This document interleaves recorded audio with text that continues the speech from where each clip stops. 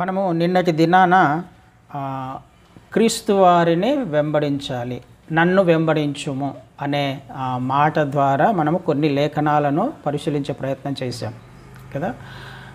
ఆయనను ఆయన అన్నాడు కదా, నన్ను వెంబడించుము. పేతుడితోనో మిగతా శిష్యులతోనో అన్నాడు, నన్ను వెంబడించుము.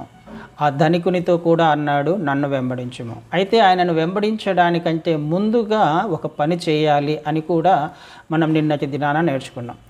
ఆయనను వెంబడించాలి అని అంటే ఈ లోకము మీద మమకారాన్ని విడిచిపెట్టాలి కదా. శిష్యులు కూడా తమ వలలను విడిచిపెట్టి, తమ వ్యాపారాన్ని విడిచిపెట్టి వెళ్ళిపోయారు క్రీస్తు వారిని వెంబడించడానికి. ఆ ధనికుని కూడా అడిగాడు, నన్ను వెంబడించాలంటే వీటిని విడిచిపెట్టు, నువ్వు లోకంలో ఏదైతే పొసెస్ చేసుకున్నావో వీటిని విడిచిపెడితేనే ఆయనను వెంబడించగలం, విడిచిపెడితేనే నిత్య జీవానికి మనం వారసులం కాగలం. ఈ విషయాన్ని మనం నిన్నటి దినాన నేర్చుకునే ప్రయత్నం చేశాం. విడిచిపెట్టిన వారి జీవితాలలో కూడా దేవుడిచ్చిన ఆశీర్వాదాలు ఏంటో కూడా మనం నిన్న నేర్చుకునే ప్రయత్నం చేశాం కదా. శిష్యులను దేవుడు ఎంతగా ఆశీర్వదించాడు తర్వాత. అయితే ఈరోజు దీనినే కొంచెం కొనసాగింపుగా ఒక అంశాన్ని నేర్చుకునే ప్రయత్నం చేద్దాం. క్రీస్తు వారిని వెంబడిస్తూ ఉన్నప్పుడు, ఆయనను అనుసరిస్తూ ఉన్నప్పుడు మనము ఒక ప్రాముఖ్యమైన విషయాన్ని గమనించాలి. క్రీస్తు వారు నన్ను వెంబడించండి అన్నాడు. అయితే వెంబడిస్తున్నప్పుడు, ఆయన వెంట వెళుతూ ఉన్నప్పుడు ఒక విషయాన్ని మనం ఈరోజు నేర్చుకునే ప్రయత్నం చేద్దాం. యోహాను సువార్త 10వ అధ్యాయము 27-28 వచనాలను చదువుతాను. యోహాను సువార్త 17వ అధ్యాయము 27-28 వచనాలు. నా గొర్రెలు నా స్వరము వినును, నేను వాటిని ఎరుగుదును, అవి నన్ను వెంబడించును, నేను వాటికి నిత్య జీవం నిచ్చుచున్నాను కనుక అవి ఎన్నటికి నశింపవు, ఎవడు వాటిని నా చేతిలో నుండి అపహరింపడు. ఎంత చక్కని మాట, ఎంత చక్కని వాగ్దానము, ఎంత చక్కని భరోసా ఇస్తున్నాడు. ఎవరికి? ఆయనను వెంబడిస్తున్న వారికి. అయితే ఆయనను వెంబడిస్తున్న వారికి ఆయన తరపున చాలా వాగ్దానాలు ఉన్నాయి. అక్కడ ఆయనను వెంబడిస్తున్న వారికి నిత్య జీవాన్ని నేను ఇస్తానని చెప్పేసి వాగ్దానం చేశాడు. ఆయన వెంబడిస్తున్న వారిని ఎవరు కూడా అపహరించలేడు అనే మాటను కూడా మనం చూస్తున్నాం కదా. ఆయనను వెంబడిస్తున్న వారికి ఎవ్వరూ అపహరించలేరు. ఏ శక్తి కూడా, ఏ పరిస్థితులు కూడా వారిని తాకవు, వారిని ఇబ్బంది పెట్టవు. నిత్య జీవానికి వారసులు అవ్వకుండా ఏ పరిస్థితి కూడా వారిని ఆటంకపరచదు. ఇంకా కిందికి వచ్చినప్పుడు నా తండ్రి చేతిలో నుండి కూడా వారిని ఎవరు అపహరించరు అనే మాట చూస్తాం. అంటే ఇక్కడ డబల్ ప్రొటెక్షన్ మనకు కనపడుతుంది. ఇక్కడ నా చేతిలో నుండి ఎవరు అపహరించరు అంటున్నాడు. కిందికి వచ్చినప్పుడు 29వ వచనంలో, వాటిని నాకు ఇచ్చిన నా తండ్రి అందరికంటే గొప్పవాడు కనుక నా తండ్రి చేతిలో నుండి ఎవడును వాటిని అపహరింపలేడు. తండ్రి నుండి ఎవరు అపహరింపలేడు అంటున్నాడు, నా చేతిలో నుండి ఎవరు అపహరింపలేడు అని అంటున్నాడు. అంటే గొర్రెలు లేకపోతే ఆయనను వెంబడిస్తున్న వారు ఆయన చేతిలో ఉన్నారు, క్రీస్తు వారు ఆయనలో ఉన్నారు. అంటే మనల్ని తాకాలి అని అంటే, మనల్ని ఎత్తుకుపోవాలి, మనల్ని అపహరించాలి, మనల్ని ఈ లోకంలోకి లాక్కెళ్ళాలి అని అంటే మొట్టమొదటగా తండ్రిని తాకాలి, తర్వాత క్రీస్తు వారిని తాకాలి. ఇది సాధ్యమేనా? ఎంత గొప్ప వాగ్దానాన్ని దేవుడు మనకి ఇక్కడ ఇస్తున్నాడు. ఎంత గొప్ప వాగ్దానం! మనల్ని తాకడానికి, మనల్ని అపహరించడానికి ఎవరైనా భయపడాలి. అలాంటి గొప్ప వాగ్దానాన్ని, అలాంటి భద్రతను, ప్రొటెక్షన్ని ఆయన మనకిస్తున్నాడు. ఇది అసాధ్యమే కదా. మనకు ఆలోచన చేస్తే ఇది ఎవరు కూడా మనల్ని అపహరింపలేడు. క్రీస్తు వారు నిశ్చయముగా చెప్తున్న మాట. ఎవరికి? ఆయనను వెంబడిస్తున్న వారికి. అయితే ఆయనను ఎవరు వెంబడిస్తారు అనే మాట కూడా ఆయననే పైన రాస్తున్నారు. ఎవరు వెంబడిస్తారు? నా స్వరము విన్ని.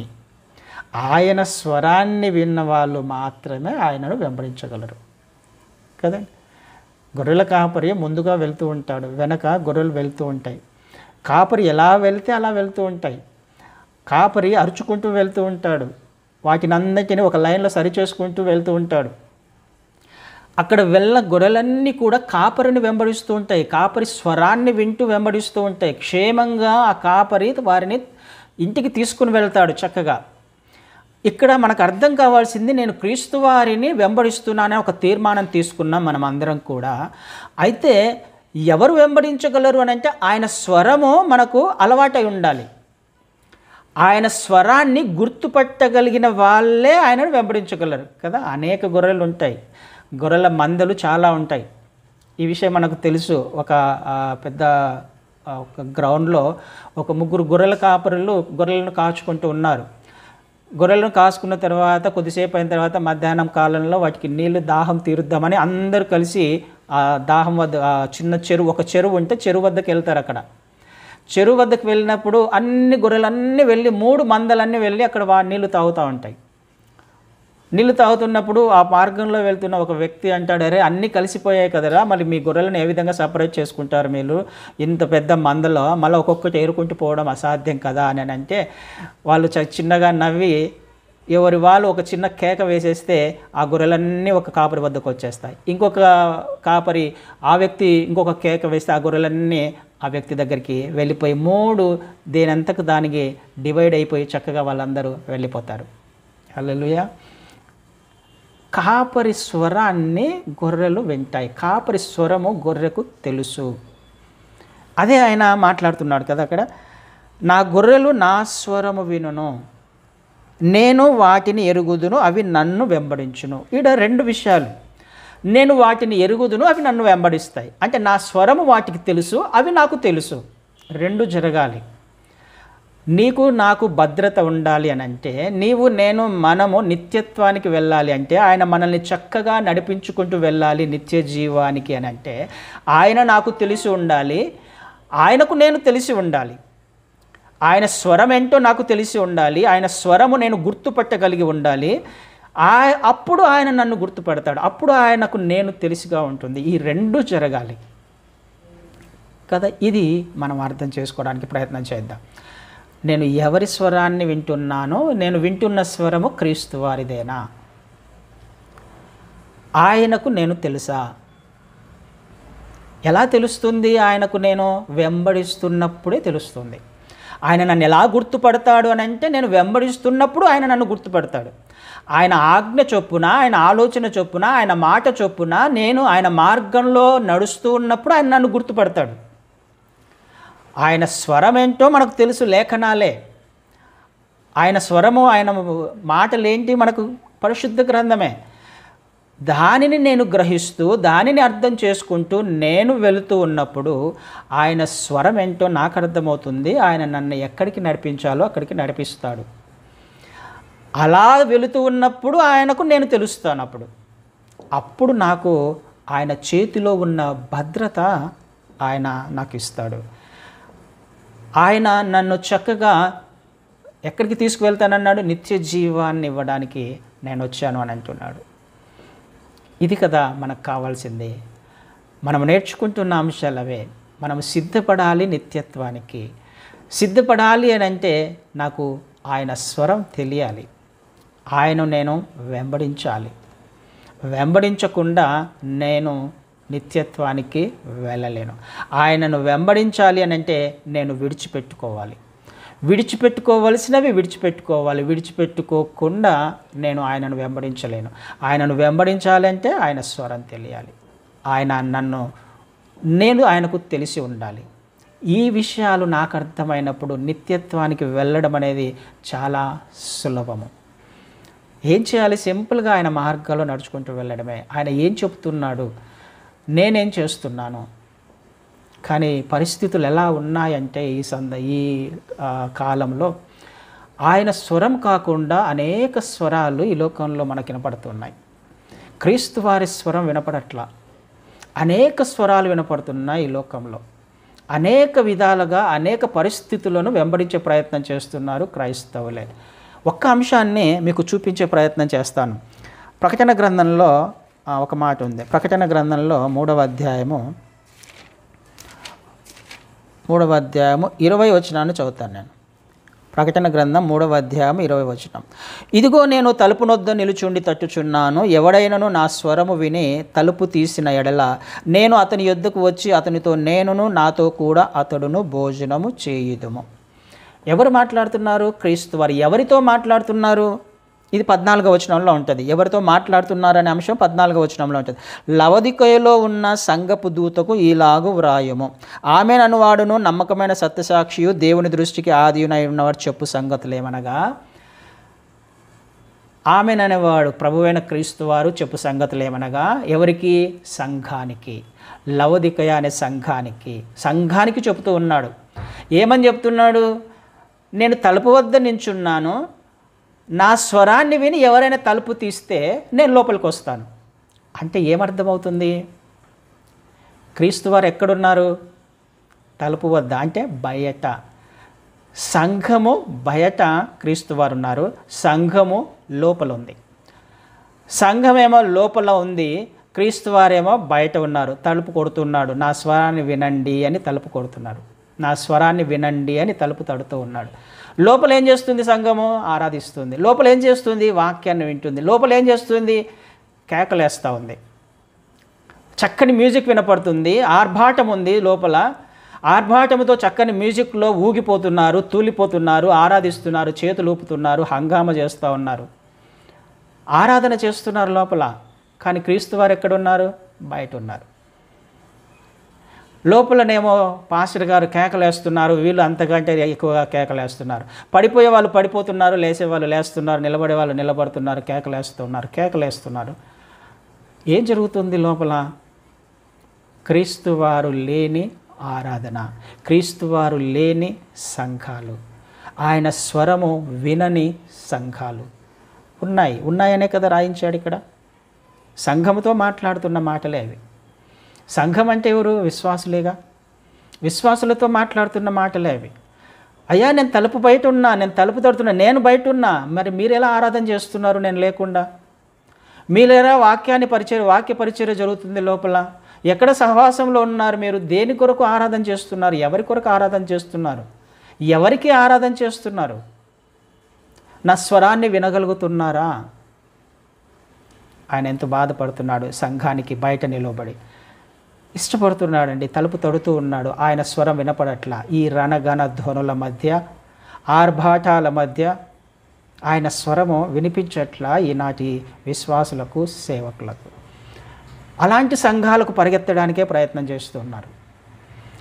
ఆర్భాటంగా ఉండే సంఘాలను పరిగెత్తే ప్రయత్నం చేస్తున్నారు. కానీ ఆయననేమో బయట ఉన్నాడు. ఆయన లేకుండా ఆరాధనలు జరుగుతున్నాయి, ఆయన లేకుండా క్రిస్మస్లు జరుగుతూ ఉన్నాయి కదండి. కానీ ఆయన ఏమంటున్నాడు? నా స్వరాన్ని వింటున్నారా? నేను బయట ఉన్నాను, నేను రావాలనుకుంటున్నా లోపలికి, నీతో భోజనం చేయాలనుకుంటున్నా, నీతో కలిసి సహవాసం చేయాలనుకుంటున్నా, నిత్యత్వానికి నడిపించాలనుకుంటున్నా. ఈ లోకంలో అపహరించే వాళ్ళు చాలామంది ఉన్నారు, లాక్కెళ్ళే వాళ్ళు చాలామంది ఉన్నారు. అగ్నిలోకి లాక్కెళ్ళే ఈ లోకం ఉంది, కానీ నేనేమో బయట ఉన్నా మిమ్మల్ని రక్షించడానికి, కానీ మీరేమో నా స్వరాన్ని వినట్లేదు. ఎంత బాధపడుతున్నాడు ఆయన. ఈనాటి సమాజంలో ఇవి లేవా? గుర్తుపట్టగలుగుతున్నామా ఆయన స్వరాన్ని? గుర్తుపట్టగలగాలి. గుర్తుపట్టకపోతే వెంబడించలేము ఆయనని. ఆయన స్వరం ఏంటో తెలియకపోతే, ఆయన వాక్యం ఏంటో తెలియకపోతే, ఆయన మాటలేంటో తెలియకపోతే, ఆయన ఏం చెప్పే ప్రయత్నం చేస్తున్నాడో గ్రహించకపోతే, ఆయన స్వరము నాకు అలవాటు అవ్వకపోతే, నేను వెంబడించేది సంఘంలో ఉండే, సహవాసంలో ఉండే నేను వెంబడించేది ఆయనను కాదు, వేరే సిద్ధాంతాన్ని, వేరే పద్ధతులను, వేరే మనుష్యులను, వేరే ఆలోచనలను. క్రీస్తు వారు లేని ఆరాధన. ఎంతటి దౌర్భాగ్యపు స్థితిలో రాబోయే దినాలలో సంఘాలు ఆనాటి నుంచి ఉన్నాయి. ఆనాటే రాపించాడు కదా, ఆనాటి నుంచి కూడా ఉన్నాయి. ఈనాటి వరకు ఇంకా ఎక్కువైపోయాయి. ఆయన స్వరాన్ని వినని వాళ్ళు ఎంతమంది ఉన్నారు? స్వరాన్ని గుర్తుపట్టని వాళ్ళు ఎంతమంది ఉన్నారు? అన్ని లక్షల మందిలో, వేల మందిలో, అన్ని సంఘాలలో ఎంతమంది నిజంగా ఆయన స్వరాన్ని వినే ప్రయత్నం చేస్తూ ఉన్నారు? నాకు స్వరము వినపడుతుందా? ఆయన స్వరం నాకు పరిచయమేనా? ఆయన వాక్యము నాకు పరిచయమేనా?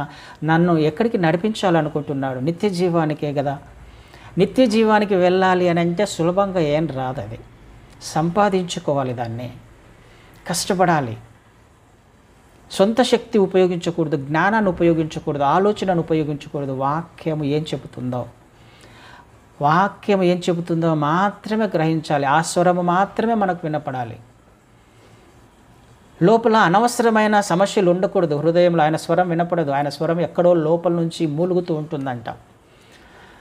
ఆయన స్వరం లోపల ఎక్కడో ఉంటుంది, హృదయంలో ఎక్కడి నుంచో మాట్లాడే ప్రయత్నం చేస్తూ ఉంటాడు. మెల్లని స్వరం ఆయనది. కానీ ఆ స్వరాన్ని మనం అణిచివేసే ప్రయత్నం చేస్తుంటాం ఈ లోకంలోని స్వరాల చేత, ఈ లోకంలోని ఆలోచనల చేత, పద్ధతుల చేత, జీవిత విధానము చేత ఆయన స్వరాన్ని అణిచివేసే ప్రయత్నం జరుగుతోంది. కానీ మనకు స్వరము ఆయనేమో వినిపించే ప్రయత్నం చేస్తుంటాడు, తలుపు తడుతూనే ఉంటాడు. వింటారా నా స్వరాన్ని అని ఆలోచన చేసే ప్రయత్నం చేద్దాం. ఆయన స్వరము మనకు అలవాటు కావాలి. ఆయన వాక్యము మనకు అలవాటు కావాలి. ఆయన ఏం చెబుతున్నాడో మనకు అలవాటు కావాలి. ఆయన చెప్తూ ఉన్నప్పుడు కొద్దిగా పెయిన్ ఒకవేళ ఉంటే భరిద్దాం, కానీ నిత్యత్వానికి తీసుకువెళ్తాడు. అపహరించే చేతిలో నుంచి ఆయన మనల్ని కాపాడడానికి ఇష్టపడుతున్నాడు. ఎన్నో పరిస్థితులు మనల్ని అపహరించడానికి ఈ లోకంలో ఉన్నాయి, లాక్కెళ్ళడానికి ఉన్నాయి, ఆశలు ఉన్నాయి, ఆలోచనలు ఉన్నాయి, ఎన్నో ఉన్నాయి. కానీ ఒకటే చేయాల్సింది, ఆయనను వెంబడిస్తే ఆటోమేటిక్గా ప్రొటెక్షన్ వచ్చేస్తుంది, మనకి భద్రత వచ్చేస్తుంది. మనకి ఎంతమందిని మనం ఈ బైబిల్లో చూస్తాం అలా ఆయన స్వరము వినని వాళ్ళని ఎంతమందిని చూస్తాం మనం. ఆదికాండంలోనే 3వ అధ్యాయంలోనే మన జెనసిస్లో చూస్తాం. ఆయన స్వరాన్ని విన్నారు చక్కగా ఆదాము అవ్వలు. వాళ్ళని సృష్టించాడు, ఏం చేయాలో చెప్పాడు, ఏం చేయకూడదో చెప్పాడు. ప్రతిరోజు సాయంత్రము ఆయన వచ్చి వాళ్ళతో మాట్లాడుతున్నాడు. ఆయన స్వరం అలవాటే, దేవుని స్వరం అలవాటే. ఎందుకు తర్వాత కిందికి వచ్చినప్పుడు ఆయన అడుగుల చప్పుడు కూడా వాళ్ళకి అలవాటే. ఆయన వస్తున్నాడని తెలిసి వారు దాక్కున్నారు, చెట్టు చాటుకు వెళ్ళారు. ఆయన స్వరం అలవాటే ఆదాము అవ్వలకి తెలుసు ఆయన స్వరం ఎలా ఉంటుందో. కానీ ఎవరి స్వరాన్ని విన్నారు? దేవుని సన్నిధిలో ఉన్న వాళ్ళే. ఎవరి స్వరాన్ని విన్నారు? అపవాది స్వరాన్ని వినలేదా? సర్పము స్వరాన్ని విన్నారు. ఎందుకు విన్నారు? దేవుని స్వరము అపవాది స్వరం ఏంటో తెలియదు వాళ్ళకి, తెలుసు. దేవుని స్వరం ఎలా ఉంటుందో తెలుసు, వేరే మాట్లాడేది ఇంకొకరి స్వరం ఎలా ఉంటుందో వాళ్ళకు తెలుసు. అయినప్పటికీ సర్పము స్వరాన్ని వినడానికి ఎందుకు ఇష్టపడ్డారు వాళ్ళు? ఇదే జరుగుతుంది ఈనాటి కాలంలో కూడా. ఎందుకు దేవుని స్వరాన్ని పక్కన పెట్టడానికి ఇష్టపడుతున్నారంటే, ఆనాడు ఆదాము అవ్వలు ఏ విధంగా అయితే సర్పము స్వరం వినడానికి ఇష్టపడ్డారో ఈనాడు కూడా అదే విధంగా ఇష్టపడుతున్నారు సమాజము, క్రైస్తవ సమాజం. ఏం విన్నారు అక్కడ వాళ్ళు? ఏం చెప్పారు? ఒకసారి చూద్దాం ఆ మాట. ఆదికాండం 3వ అధ్యాయంలో, ఆదికాండం 3వ అధ్యాయంలో వచ్చి సర్పం మాట్లాడుతుంది. ఈ చెట్లలో ఏదైనా మీరు తినకూడదా అని చెప్పాడా దేవుడు అని అంటే 2వ వచనంలో, అందుకు స్త్రీ, ఈ తోట చెట్ల ఫలములను మేము తినవచ్చును, అయితే తోట మధ్యనున్న చెట్టు ఫలములను గూర్చి దేవుడు మీరు చావకుండునట్లు వాటిని తినకూడదనియు వాటిని ముట్టకూడదనియు చెప్పినని సర్పముతో అనెను. అందుకు సర్పము, మీరు చావనే చావరు, ఏలయనగా మీరు వాటిని తిను దినమున మీ కన్నులు తెరవబడుననియు మీరు మంచి చెడ్డలను ఎరిగిన వారే దేవతల వరే ఉందరనియు దేవునికి తెలియను. ఏమని చెప్తుంది ఈ లోకం? దేవుడు అవసరం లేదు మీకు, ఏం కాదు, కావాల్సిన పండు తిను. ఎవరైనా పండు తింటే చచ్చిపోతారా? దేవుడు ఎందుకు సృష్టించాడు అలాంటి అప్పుడు చెట్టుని? చావడానికా? దాంట్లో ఏమన్నా విషయం ఉంటుందా? పండు తింటే చచ్చిపోతారా? అస్సలు చచ్చిపోరు మీరు. దేవునికి తెలుసు మీకు జ్ఞానం వస్తుందని. దేవునికి తెలుసు మీరు దేవతల వలె మారినప్పుడు దేవుని అవసరం మీకు ఉండదు కదా, మీరే దేవుళ్ళ మాదిరి తయారైపోతారు కదా, మీరే దేవుడు అవసరం లేకుండా ఇండిపెండెంట్గా బ్రతకొచ్చు, మీరు స్వేచ్ఛగా బ్రతకొచ్చు మీరు. ఆ విషయం దేవునికి తెలుసు కాబట్టి మిమ్మల్ని భయపెట్టాడు. ఇదే కదా జరుగుతుంది. దేవుని స్వరానికి ఈ లోకము స్వరానికి తేడాను గమనించాలి.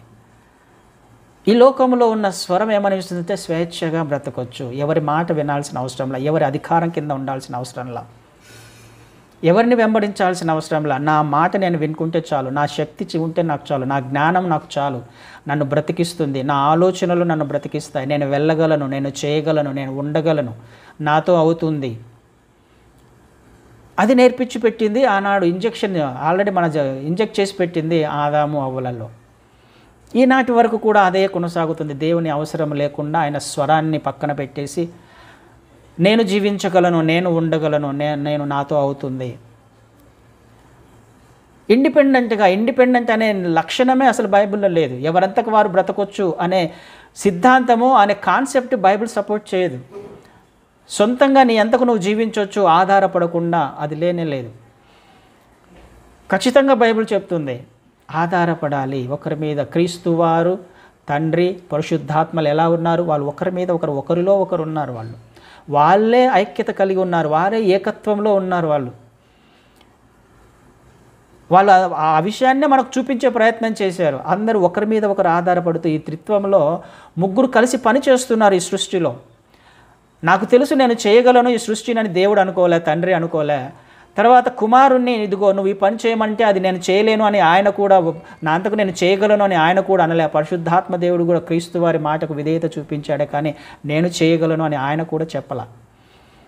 ఒకరి మీద ఒకరు ఆధారపడి జీవించాల్సింది కుటుంబ వ్యవస్థ, లేకపోతే క్రైస్తవ సమాజం, లేకపోతే సంఘము.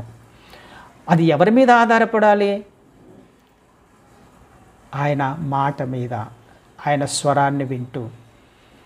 ఈ విషయం నాకు అర్థం కావాలి. నాకు అర్థం అవ్వనంత వరకు ఆయన స్వరం ఏంటో నాకు అర్థం కాదు. స్వేచ్ఛగా ఉండొచ్చులే అనే ఆలోచన ఒకవేళ ఉంటే ఖచ్చితంగా మనము వేరే స్వరాన్ని వింటున్నాం.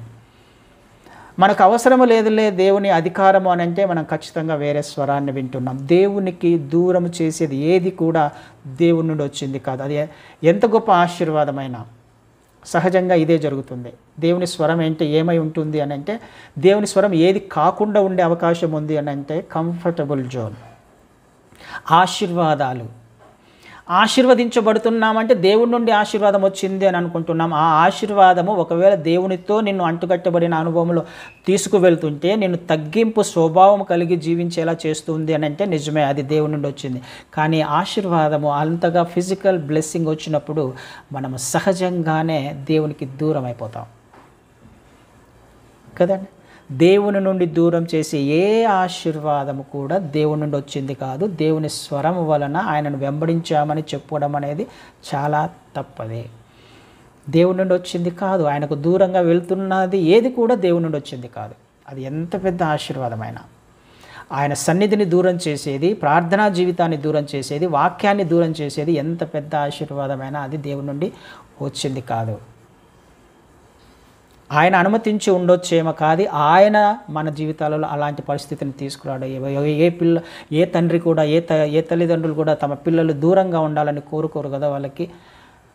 వాళ్ళకు కావాల్సినదంతా ఇచ్చి తల్లిదండ్రులకు కాంటాక్ట్లో ఉండాలనే కోరుకుంటారు. కానీ కార్లు, బంగ్లాలు, లేకపోతే వాళ్ళకు సైకిళ్ళు, అలా బైకులు కొనిచ్చేసి వాళ్ళని బయట తిప్పమని, వారి ఇష్టానుసారంగా జీవించమని ఏ తల్లిదండ్రులు కూడా కోరుకోరు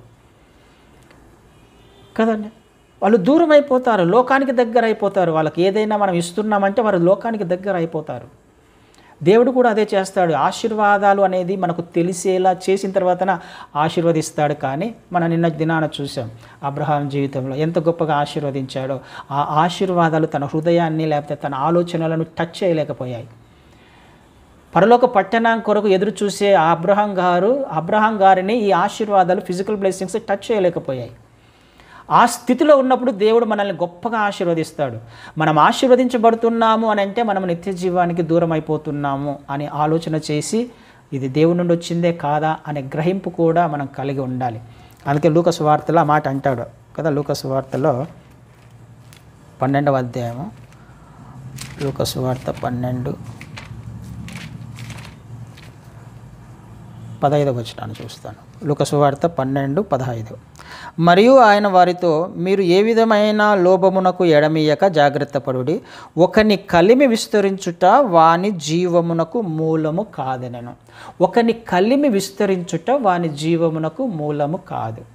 ఒకడు ఆశీర్వదించబడుట వాడు నిత్య జీవానికి వెళతాడు అనుకోవడము తప్పు అని దాని అర్థం కదా. విస్తరిస్తుంది అని అంటే, ఆశీర్వదించబడుతున్నాడు అని అంటే మేలుల చేత, లేకపోతే వారు బాగా విస్తరిస్తున్నాడు అంటే అర్థం ఏంటి అని అంటే జీవానికి వెళ్తాడు అని అనుకోవడము తప్పు అని అర్థం.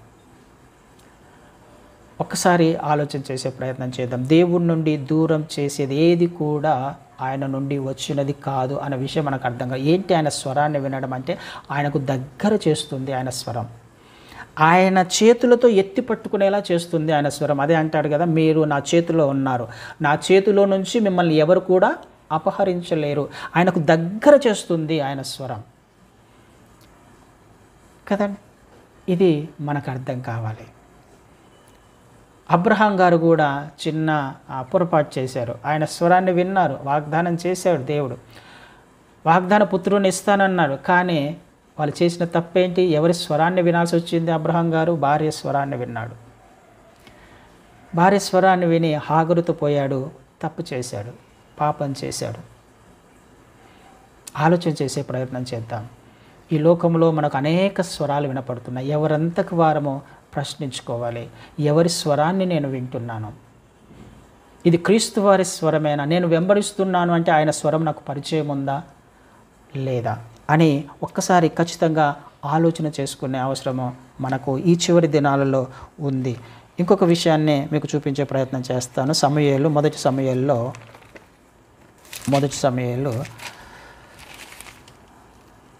3వ అధ్యాయము మొదటి వచనాన్ని చదువుతాను. మొదటి సమూయేలు 3వ అధ్యాయము మొదటి వచనం. బాలుడైన సమూయేలు ఏలీ ఎదుట యెహోవాకు పరిచర్య చేయుచుండెను. తర్వాత కిందకు వచ్చినప్పుడు 7వ వచనాన్ని చదువుతాను. సమూయేలు ఎక్కడ ఉన్నాడు అని చెప్పడానికి ఆ వచనాన్ని చదివాను. సమూయేలు ఎక్కడున్నాడు, ఏం చేస్తున్నాడు? యెహోవా ఎదుట పరిచర్య చేస్తున్నాడు. 7వ వచనంలో సమూయేలు అప్పటికి యెహోవాను ఎరగకుండెను, యెహోవా వాక్కు అతనికి ఇంకా ప్రత్యక్షం కాలేదు. ఈ మధ్యలో ఏం జరుగుతుంది? మందిరంలో పనిచేస్తున్నాడు సమూయేలు, దేవునికి పరిచర్య చేస్తున్నాడు. అయితే దేవుడు పిలిచాడు, సమూయేలు సమూయేలు అని. సమూయేలు ఎక్కడికి వెళ్ళాడు? ఏలి దగ్గరికి వెళ్ళాడు. స్వరము దేవుంది, కానీ సమూయేలు ఏలి దగ్గరికి వెళ్ళారు. ఎవరో పిలుస్తున్నారు అంటే అర్థం ఏంటి? అక్కడ సమూయేలుకు ఇంకా పరిచయం కాల దేవుని యొక్క స్వరం, కానీ పరిచర్య చేస్తున్నాడు. దేవుని స్వరం పరిచయం కాకుండానే పరిచర్య చేస్తున్నారు. ఇలాంటి సందర్భాలు అనేక మందిలో ఉన్నాయి, అనేక మంది విశ్వాసుల్లో ఉంది. ఇందాక ఆ సంఘంలో చూసింది కూడా మనం అదే. దేవుని స్వరము ఎరగకుండానే పరిచర్య చేస్తూ ఉంటాం. ఆయన ఉద్దేశాలు తెలుసుకోకుండానే పరిచర్య చేస్తూ ఉంటాం. ఆయన మార్గాలు తెలుసుకోకుండానే పరిచర్య చేస్తూ ఉంటాం.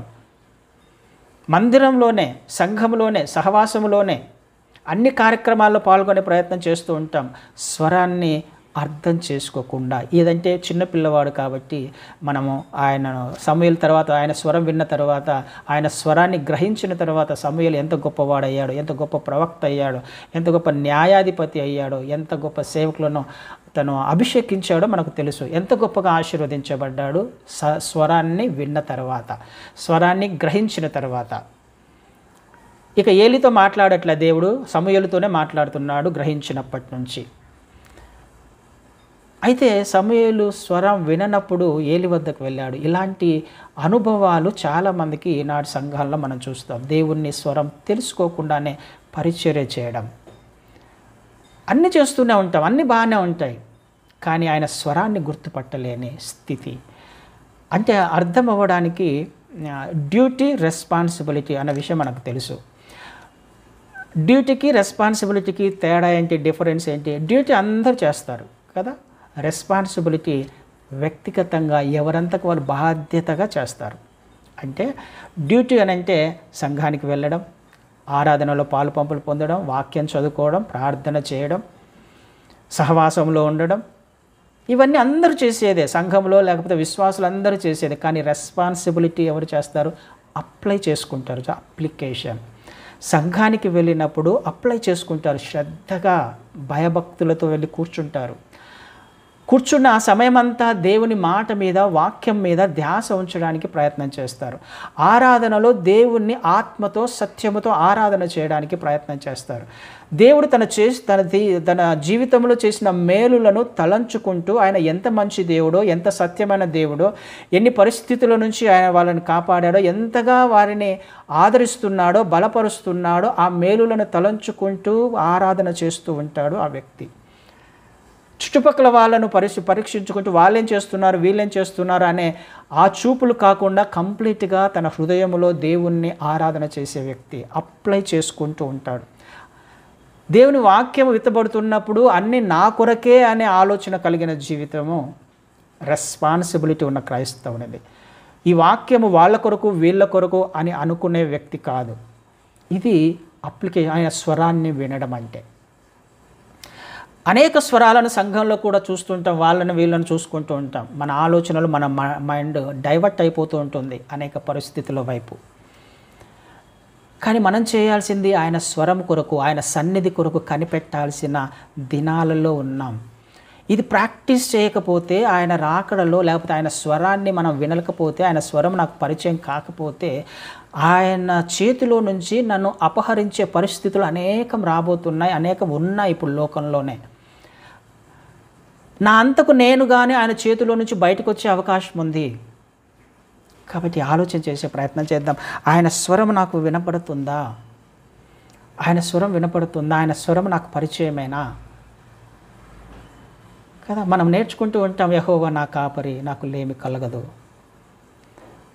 ఆయన మన కాపరే, లేమి కలగదు. తర్వాత 6 వచనాలు, మొత్తం 6 వచనాలు ఉన్నాయి. 5 వచనాలు ఆశీర్వాదాలు ఉన్నాయి.